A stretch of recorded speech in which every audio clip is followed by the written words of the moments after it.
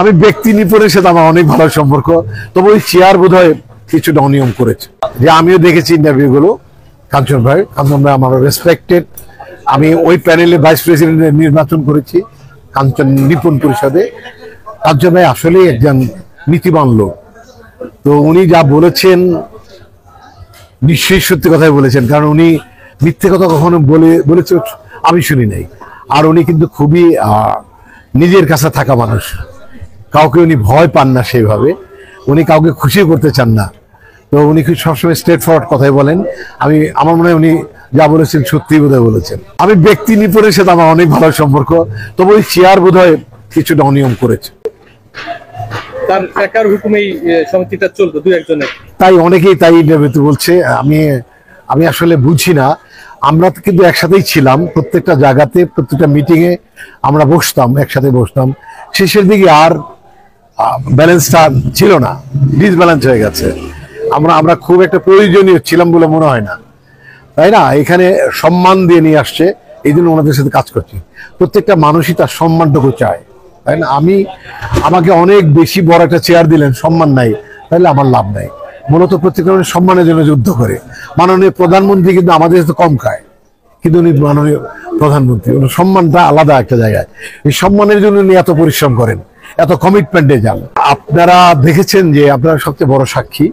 নির্বাচনের আগ থেকে আমরা নির্বাচনের স্বার্থ রক্ষার জন্য চেষ্টা করেছি সার্বক্ষণিক, কিন্তু রেজাল্ট আশানুরূপ কিছুই তো হয়নি এবং বিচ্ছিন্ন হয়ে গেছে আমাদের গ্রুপটি।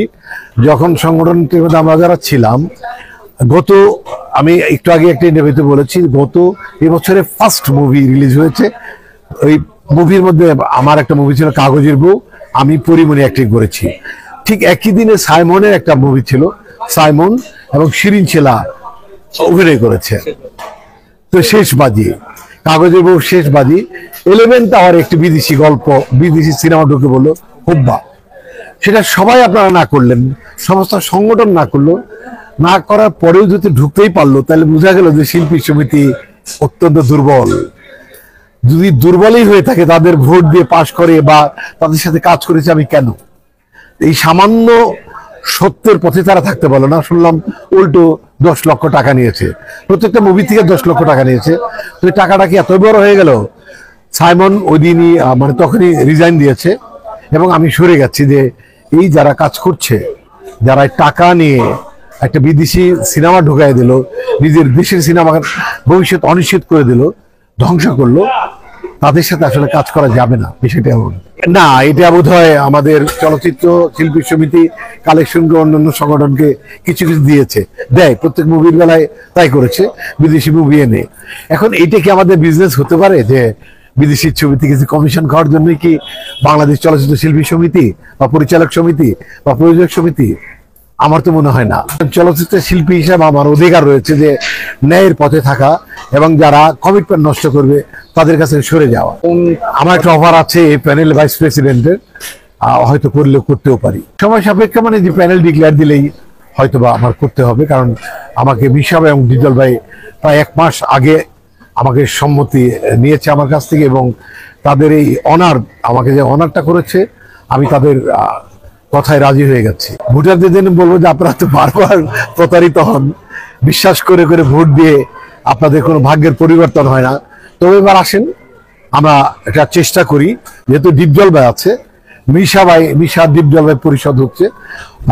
ডিপজল ভাই তো শিল্পীদের জন্য সবসময় করেই থাকেন, ওনার কলিজা বিসির মধ্যে বিগ ওয়ান, রাইট? তো উনি যদি ওনাকে আমরা ধরবো যে প্রতি মাসে 4টা সিনেমা বানাবেন, আর সিনেমা বানিয়ে আমরা শিল্পীদের যারা কাজ পাচ্ছে না তাদের ভাগ করে সিনেমায় আমরা নেব। 4টা সিনেমা যদি 1 মাসে রিলিজ হয়, তাহলে সংকট কেটে যাবে বলে আমার মনে হয়। এটা এইভাবে আসলে তৈরি করতে হবে, কারণ রাতারাতি কেউ চেঞ্জ করতে পারবে না।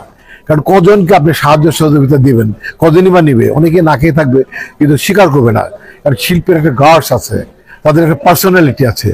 এই জন্য আমার মনে হচ্ছে যে আমরা ওইভাবেই সলভ করার চেষ্টা করব।